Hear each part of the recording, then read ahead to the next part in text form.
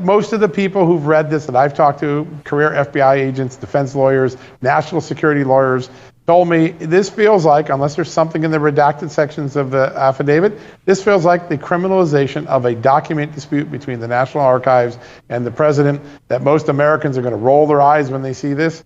And let's think about some things. Remember during the Russia collusion investigation when the FISA warrants fell apart? Remember the intelligence warrants that targeted Carter Page?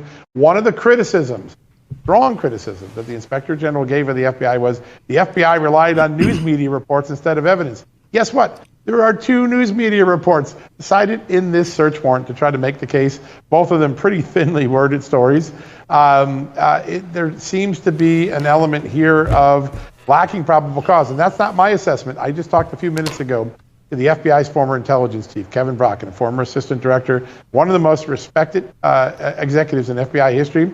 He says he has grave concerns now after reading the unredacted portions, whether they even met the probable cause standard here.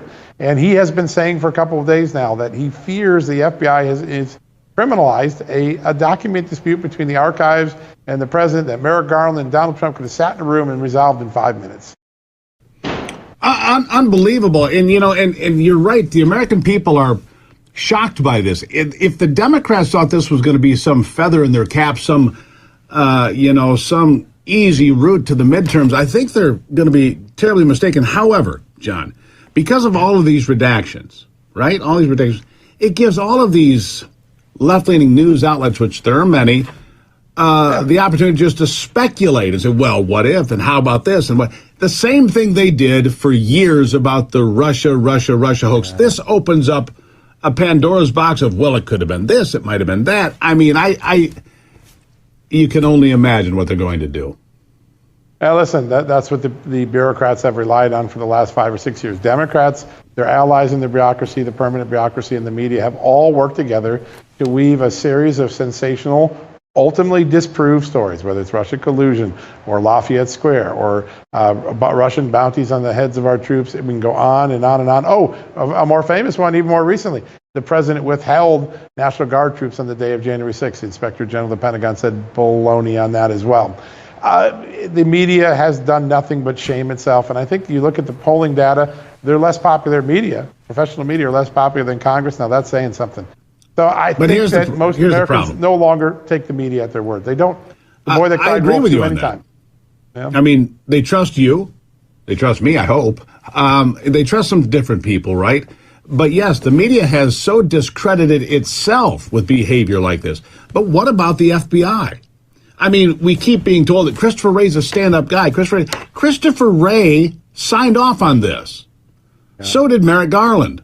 How do I sit here and say, well, Christopher Wray's a stand-up guy and the FBI, they're okay, they're good people? Because I just heard the former Attorney General do exactly that. Barr just did this exact thing, saying that Christopher Wray's a stand-up guy, he's above the fray. He's not above the fray, he's part of the fray.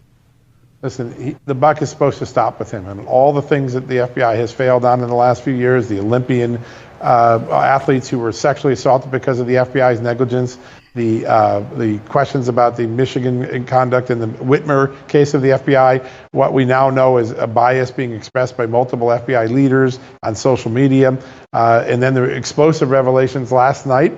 Let's keep in mind, we got Mark Zuckerberg, private citizen, saying the FBI tricked me into censoring the FBI laptop, and you've got Senator Ron Johnson and Senator Chuck Grassley saying multiple FBI whistleblowers have come through and confirmed that the FBI senior leadership was trying to squash the investigation of the Hunter Biden laptop.